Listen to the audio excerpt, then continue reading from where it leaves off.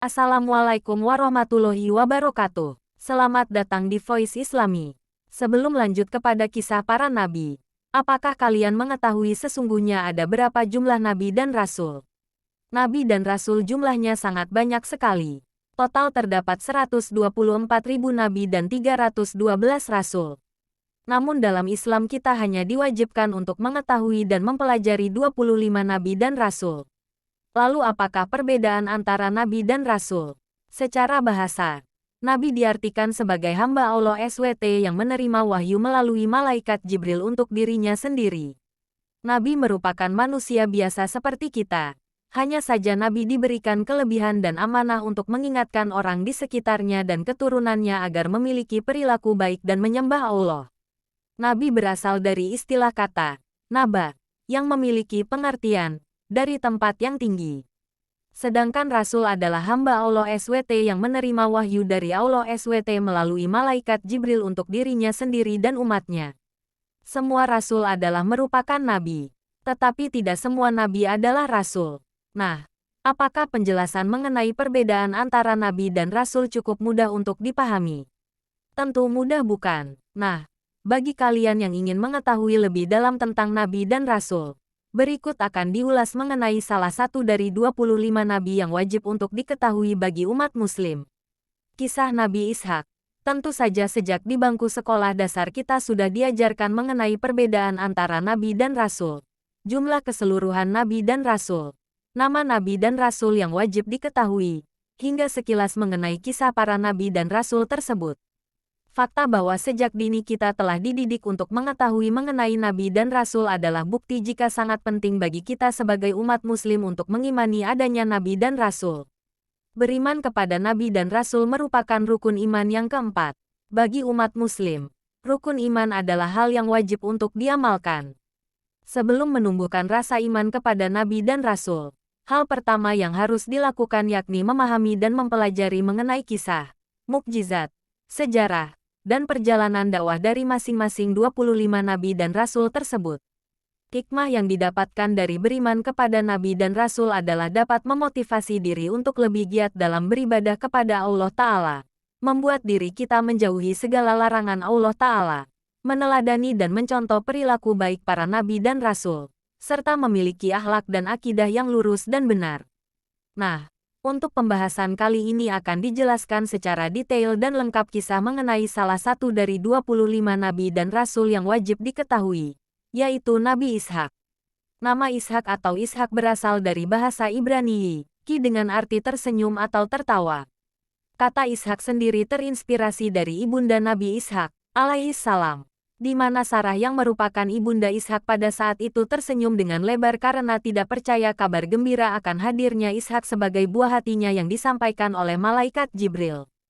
Nabi Ishak, alaihi salam dilahirkan di kota Kanan pada tahun 1761 SM. Nabi Ishak, alaihi salam adalah putra kedua dari Nabi Ibrahim, alaihi salam dengan Sarah setelah lahirnya Nabi Ismail, alaihi salam. Pada saat Nabi Ishak, alaihi salam terlahir di dunia, usia Nabi Ibrahim, alaihi salam sudah terbilang sangat tua yaitu berumur 100 tahun. Nabi Ishak, alaihi salam dilahirkan 14 tahun setelah Nabi Ismail, alaihi salam. Semasa hidupnya, Nabi Ishak, alaihi salam memiliki keturunan yang juga diangkat sebagai seorang nabi, yaitu Nabi Yakub, alaihi salam. Nabi Ishak, alaihi salam merupakan nabi ke-9 yang ditugaskan berdakwah di wilayah Palestina menggantikan ayahnya yaitu Nabi Ibrahim, alaihi salam yang pada saat itu telah menginjak usia senja. Wilayah dakwah Nabi Ishak, alaihi salam adalah di daerah Kanan dan Syam.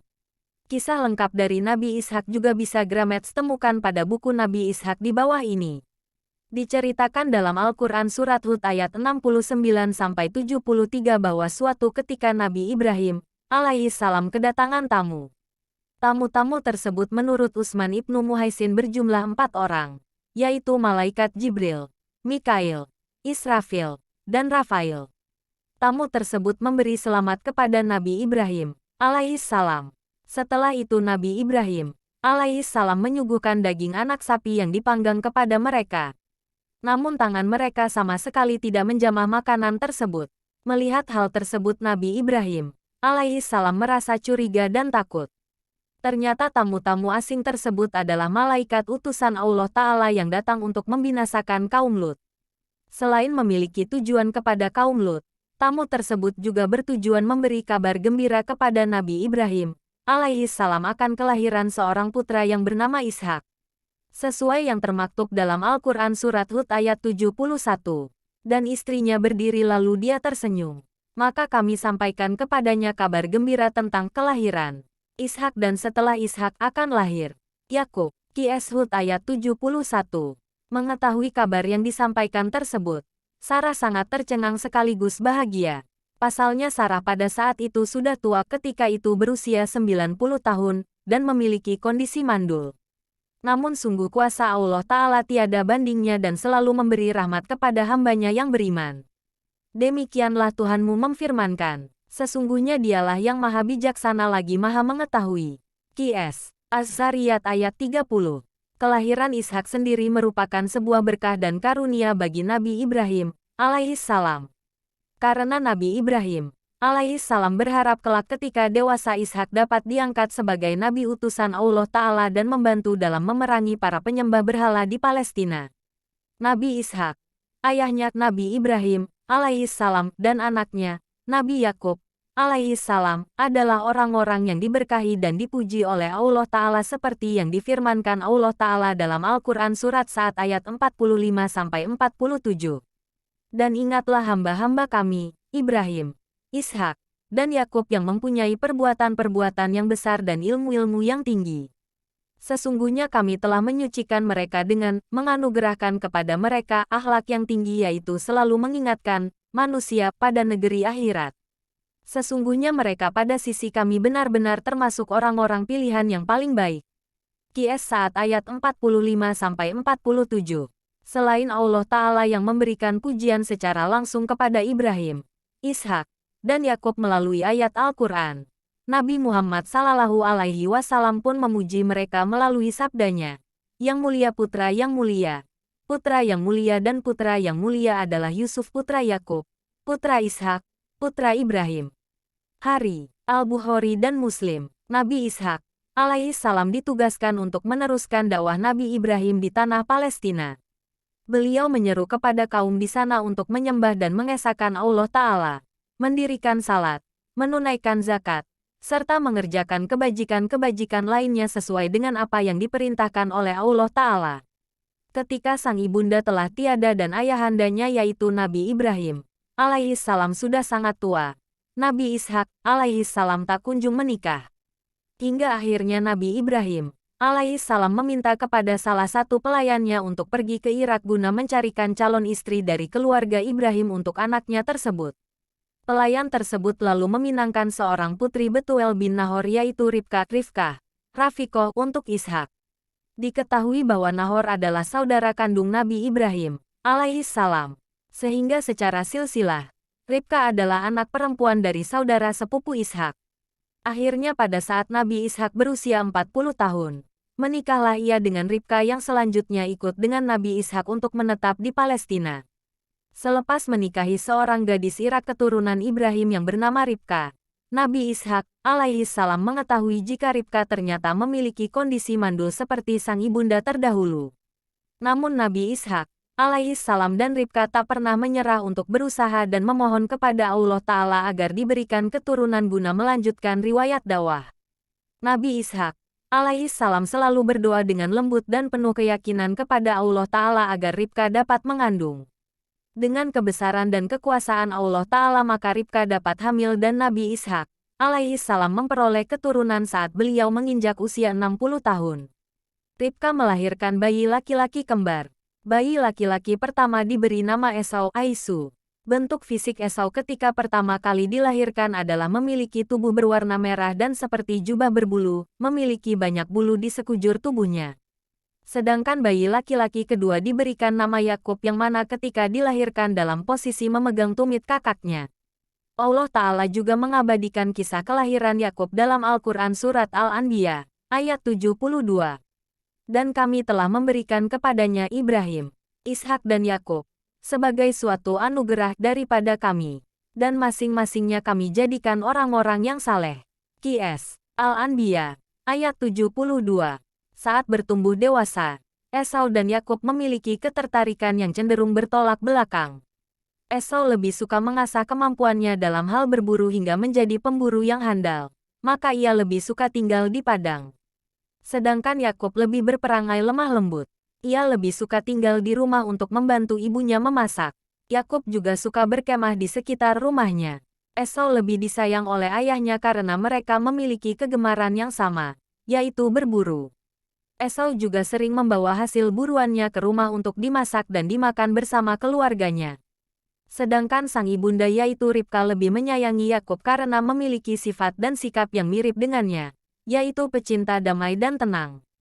Ketika usia Esau dan Yakub menginjak 15 tahun, kakek mereka yaitu Nabi Ibrahim alaihissalam meninggal dunia. Nabi Ibrahim alaihissalam meninggal dunia pada saat usia Nabi Ishak alaihissalam 75 tahun. Selanjutnya jasad beliau dikebumikan di Gua Mahpelah di wilayah Hebron, tempat yang sama dengan makam Sarah. Ketika merasakan bahwa fisiknya mulai melemah yang berpengaruh pula pada kemampuannya melihat, maka Nabi Ishak alaihissalam mendatangi anak kesayangannya yaitu Esau. Ia berpesan kepada anaknya tersebut agar pergi berburu dan memasakkan makanan kesukaan Nabi Ishak alaihissalam. Hal tersebut bertujuan agar Nabi Ishak alaihissalam dapat mendoakan keberkahan bagi Esau dan anaknya tersebut dapat meneruskan dakwah yang dilakukan oleh sang ayah. Ternyata niatan Nabi Ishak alaihissalam tersebut didengar oleh Ribka. Ribka pun menginginkan Yakublah yang memperoleh doa keberkahan dari Nabi Ishak alaihissalam.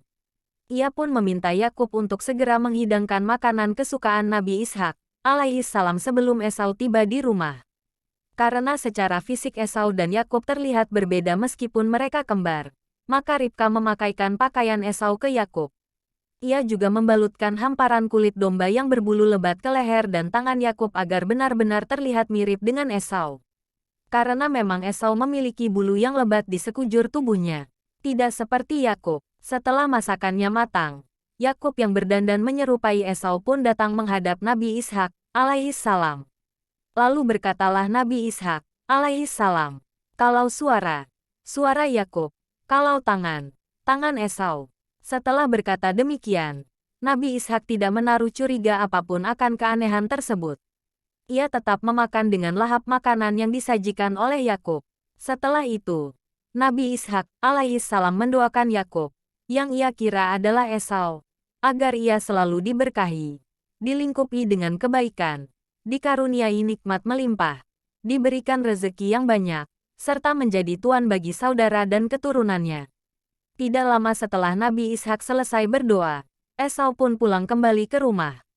Nabi Ishak pun kebingungan, hingga akhirnya diketahui oleh Nabi Ishak alaihissalam dan Esau bahwasanya Yakub telah berpura-pura menjadi Esau. Esau pun sangat marah dan meminta ayahandanya membatalkan doa untuk Yakub. Namun doa tersebut tidak dapat ditarik kembali. Akhirnya dalam keadaan penuh emosi Esau bersumpah untuk membunuh Yakub apabila kelak sang ayah telah meninggal. Mendengar sumpah Esau tersebut, Ribka pun takut dan panik. Ia bergegas menyuruh Yakub untuk segera pergi ke daerah Laban, Mesopotamia. Di sana Yakub akan tinggal bersama dengan saudara Ribka. Yakub sempat berpamitan dengan sang ayah ketika hendak pergi ke Mesopotamia. Sang ayah berpesan agar Yakub tidak menikahi perempuan Palestina karena pada saat itu mereka adalah golongan yang tidak beriman. Sebagai solusi, Nabi Ishak menyarankan Yakub untuk mencari istri dari keluarga besar Ibrahim di Mesopotamia. Nabi Ishak alaihissalam meninggal dunia pada usia 180 tahun dan dimakamkan di Gua Mahpelah keluarga besarnya alaihissalam, Sarah, dan Ribka yang telah pergi terlebih dahulu. Selepas kepergian sang ayah, Yakub kembali lagi ke Palestina setelah belasan tahun tinggal di Mesopotamia. Ia mengajak serta keluarganya yang terdiri dari 2 orang istri, 2 selir, 12 anak lelaki, dan 1 orang anak perempuan. Pada saat itu Yakub dan Esau telah berdamai kembali dan saling memaafkan. Allahu a'lam bishawab.